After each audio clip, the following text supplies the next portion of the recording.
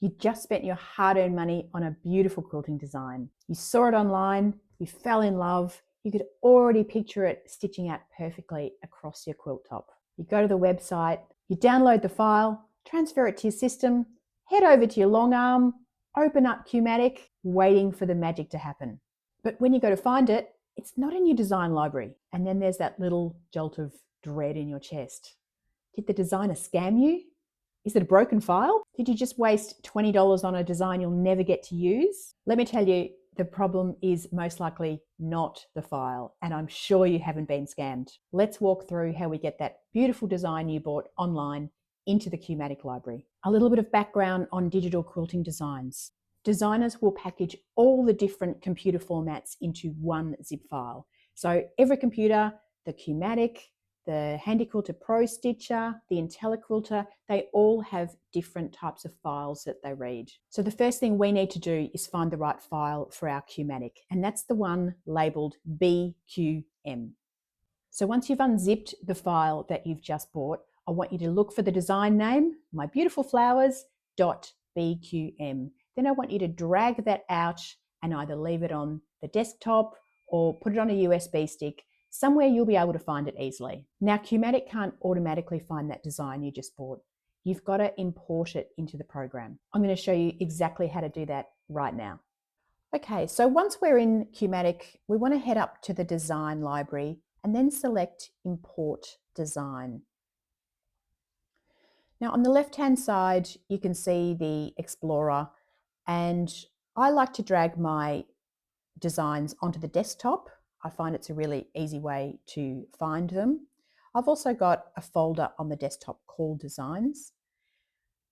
But if you've brought it in on a USB stick, that will be further down on that Explorer list, and it'll be marked as a D drive or possibly an E drive. But today, the design I'm looking for is in the Designs folder here. And we're going to scroll on up, and I'm looking to import this design called Mums.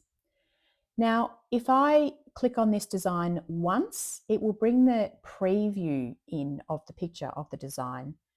But what I actually need to do is to double click on it, and you can see the difference here. We can see the preview, but we can also see the name of the design under the importing section.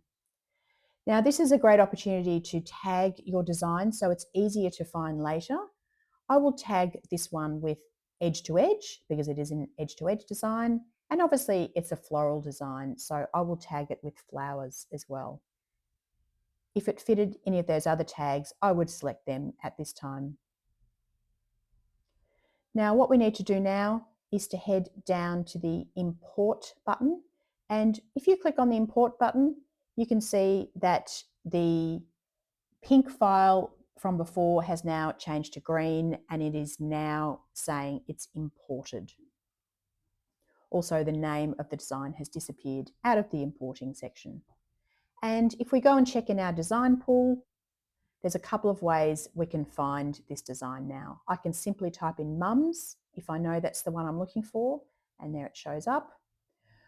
Or if I'm not exactly sure what design I want to use yet, but I know I want it to be maybe a floral design, and I know I need it to be an edge to edge, I can select any one of those tags to narrow down all of the designs to choose from. And we can see that the Mums design is in the flowers and edge to edge section. Double click it and it goes straight into the design pool, ready for use. So boiling it down, if you've bought a design and it's not showing in Q-matic, firstly, make sure you've got the right file format, and we're looking for the one that says .bqm. Secondly, make sure you've imported the design into Q-matic using the design library and then the import design feature. Once you've imported the design into the library, you can add it to your design pool as usual, and then enjoy your next beautiful quilt, quilted out with that lovely design. I hope you'll subscribe for more Q-matic tips that will make your quilting life just a little bit easier. If you found this tip helpful, I'd love you to check out one of my other videos which talks about realigning between rows without the guesswork. Till next time, happy quilting.